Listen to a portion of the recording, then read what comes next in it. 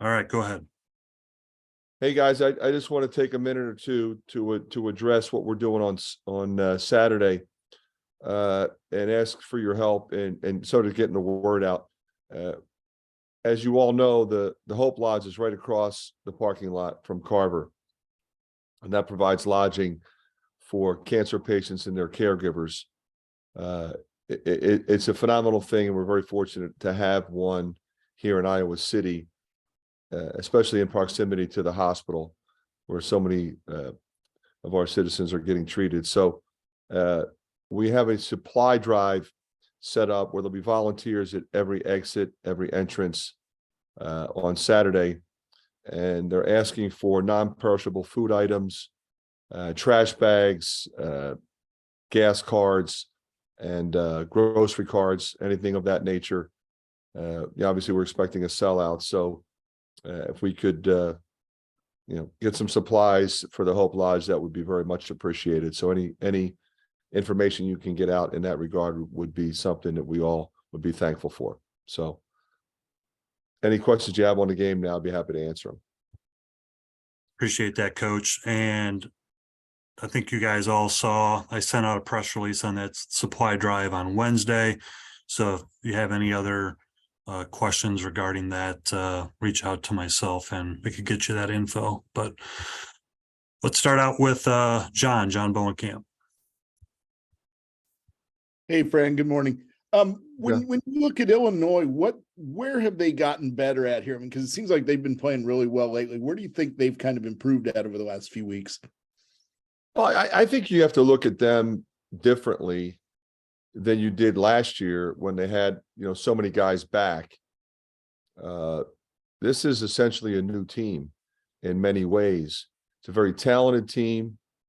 Brad's done a really good job with them. But they had to figure out how to play together, and they've had some unbelievable wins, as you all know. We saw them, beat Texas in the Garden, and to beat UCLA. I mean, they've got some unbelievable 7 wins in our league. So it's not like you're surprised. They got a very talented team, but I think, they're starting to come together, over half the season, and I think that's what we all hope happens to any team that we coach, but in particular when you have some new guys. Hey, Fran, 2 of the guys are Shannon and Mayer. They both kind of joined them. What do you see from those guys in particular that they've brought for the Illinois team? Well, they both can really score, and they're both veteran guys. So they don't rattle. They make plays. If they miss a couple, they come back and make a couple. They're just aggressive mindset guys that you have to deal with.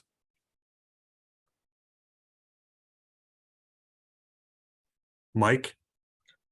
Fran, the 2 guys they got from Baylor, those guys played on a national championship team. What does that experience do for guys? Well, I think certainly for Mayer, it's a confidence situation. He's a very confident player. When he has the ball, that he can make a play for himself or for one of his teammates. I think it was very helpful for Dane to be around that team because he didn't play much. But what he benefited from that experience, and he's gotten in great shape, and he's really become one of the better players in our league at that position, with his physicality and his feel for the game. So he's also, figured out how to fit with those other 2 guys that you just mentioned, we just talked about. And so, I think anytime you're involved in a situation like that, it's only going to help you understand what needs to be done and improve your confidence. David? Hey, Fran, appreciate you taking the time. Aaron Eulis is at 12 or more in 3 of the last 4 games. Obviously, he didn't shoot as much last game, but what have you noticed about him over the stretch? Is it just he's turning up the aggression? We've seen flashes of him before, but just from your perspective, what have you noticed about Aaron just in terms of being more aggressive in scoring? Yeah, I just think he's just way more confident. I think he's comfortable with his role and what we need from him.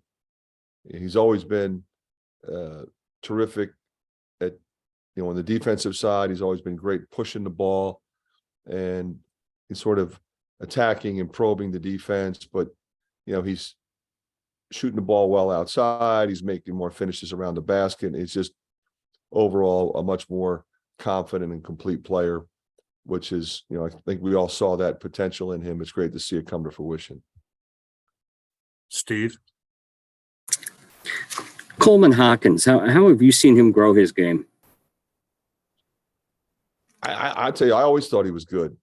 I mean, I think, he's a big kid who plays, like a guard or a small forward. Can handle it, pass it, drive it, shoot it.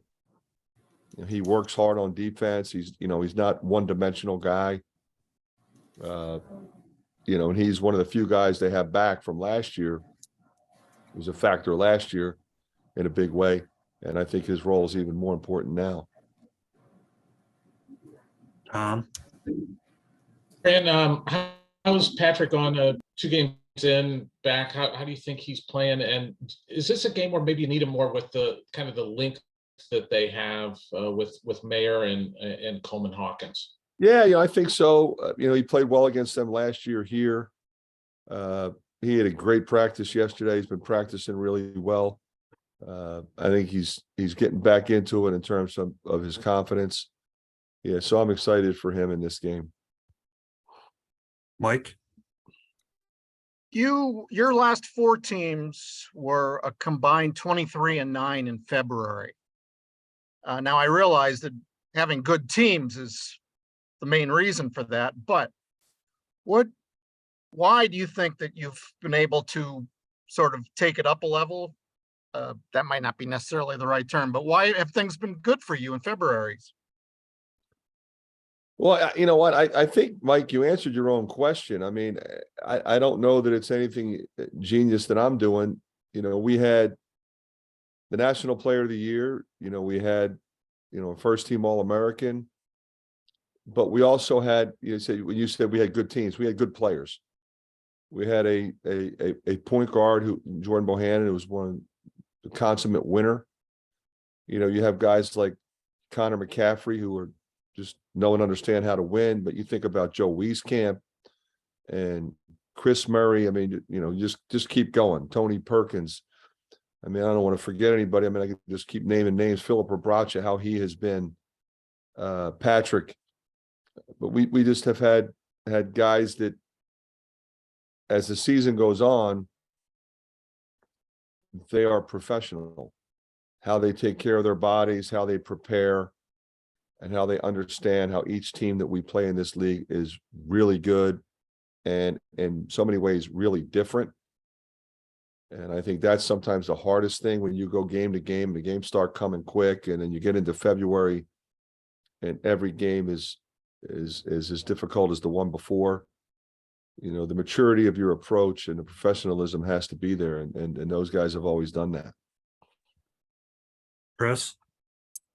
Yeah, Coach, I have a question on the 2 Joshes. How is Ogundele doing with the injury? And then how have you kind of seen Josh Dix's confidence grow, over the last couple of weeks? It seems like he's shooting the ball with a lot more confidence. Yeah, he's one of those guys. He's just a really good player. I keep wanting to get him more playing time. Sometimes I do, and sometimes he doesn't get as much as I'd like to based on how the game goes. But he's just smart, tough, plays both ends, makes shots, makes plays, never rattles. He plays like a senior. Ogundele practiced for the first time yesterday. He looked pretty good. He's getting real close. Okay, we'll take a couple more. First, David? Yeah, Fran, just DeSante Bowen hasn't played the past couple of games. So it's a matchup thing, and how has he kind of responded to not getting the playing time that he probably wants right now? Yeah, he's a professional in that regard. I mean, I'm really proud of him practicing well. I got to find some minutes for him. He deserves it. But he's a world-class person and a really good player. His opportunity's coming. Okay, Coach. Thanks for your time. Thanks, Good luck guys. tomorrow. Appreciate it. Thank you. Everybody.